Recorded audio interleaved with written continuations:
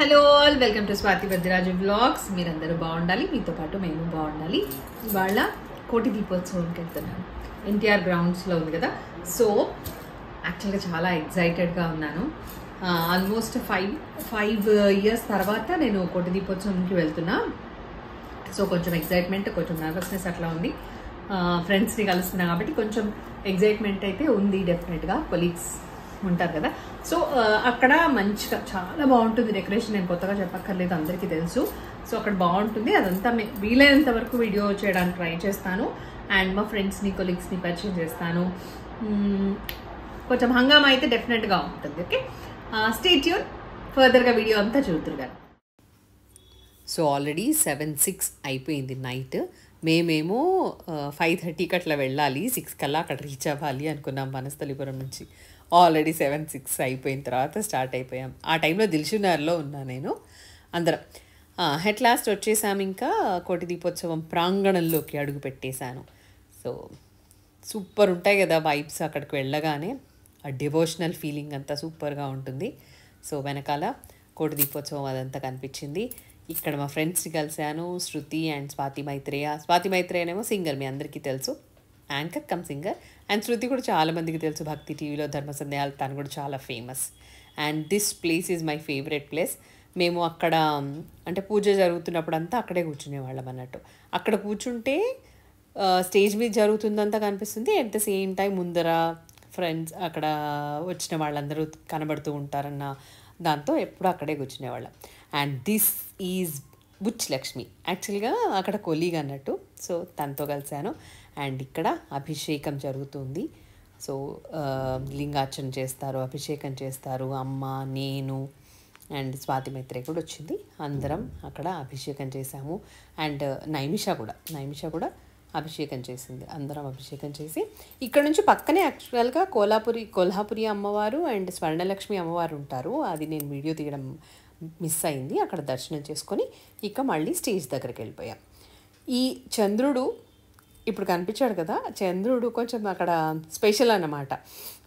పాడ్యమి నుంచి ఆల్మోస్ట్ పౌర్ణమి దాకా చంద్రుడు పెరుగుతూ ఉంటాడు కదా. సో అది చాలా స్పెషల్గా అనిపిస్తూ ఉంటుంది నాకు. ఇక కళ్యాణం అయిపోయింది. ఆ రోజు నృసింహ కళ్యాణం తర్వాత ఊరేగింపు స్టార్ట్ అయిందన్నమాట. మొత్తం అంతా ఊరేగిస్తూ ఉంటారు. చాలా బాగుంటుంది ఆ ఊరేగింపు అంతా కూడా. ఇక్కడ నుంచి ఇంకా మనకు గూస్ బంప్స్ వస్తూనే ఉంటాయి ప్రతి సందర్భంలో. ఆ మ్యూజిక్, ఎవ్రీథింగ్, అసలు ఏది చూసినా గట్రా ఇట్లా సూపర్ అనిపిస్తూ ఉంటుందన్నమాట. ఊరేగింపు అయిపోయి ఇంకా ఇప్పుడు యాక్చువల్ కళ్యాణం అయిపోయిన దేవేరులను అక్కడికి కిందికి తీసుకెళ్ళి ఊరేగింపు స్టార్ట్ చేస్తారన్నమాట.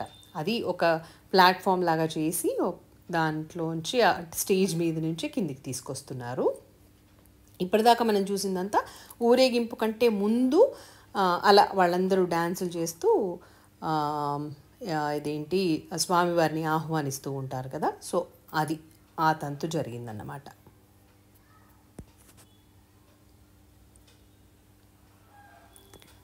ఇది స్టేజ్. ఎంత బాగుంటుందంటే ఈ స్టేజ్ అసలు సూపర్ అనిపిస్తూ ఉంటుంది. మామూలుగా అయితే ఎవరైనా కూడా ముందు కూర్చోవడం కానీ అక్కడ స్టేజ్ ముందు కూర్చోవడం కానీ జరుగుతూ ఉంటుంది. కానీ మనం స్పెషల్ కదా, యాంకర్గా వర్క్ చేశాం కాబట్టి ఇంకా స్టేజ్ దగ్గరే కూర్చున్నాను నేను. స్టేజ్ దగ్గర కూర్చోవడం వల్ల ఒకటి అడ్వాంటేజ్, ఒకటి డిసడ్వాంటేజ్ రెండు అయ్యాయి.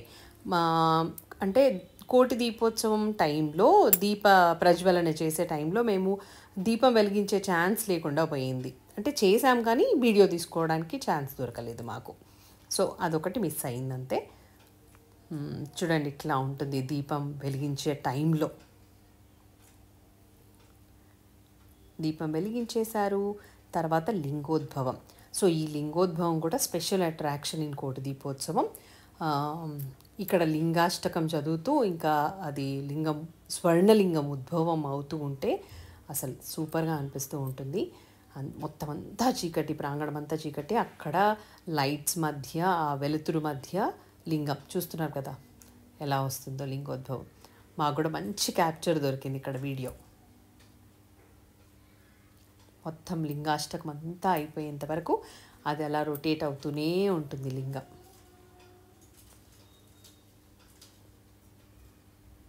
ముందు ఫస్ట్‌లో కొంచెం టెన్షన్ అయ్యేది. మేము అక్కడ వర్క్ చేస్తున్నప్పుడు. అమ్మో! ఎట్లా ఉంటదో, అంత బావుంటదా? కరెక్ట్‌గా వెళ్ళాలి, కరెక్ట్‌గా జరగాలి ఇదంతా అని. అది నిజంగా దైవ సంకల్పమే అనుకోవచ్చు. చాలా జరుగుతుంది. ఆ తర్వాత ఇంకా సప్తహారతి ఉంటుంది. సో, సప్తహారతిలో 7 హారతులుంటాయి కదా! 7 రకాల హారతులు. బిల్వ హారతి, నాగహారతి, తర్వాత నంది హారతి, ఆ తర్వాత నంది హారతి ఎక్కువసేపు వచ్చింది. సింహహారతి,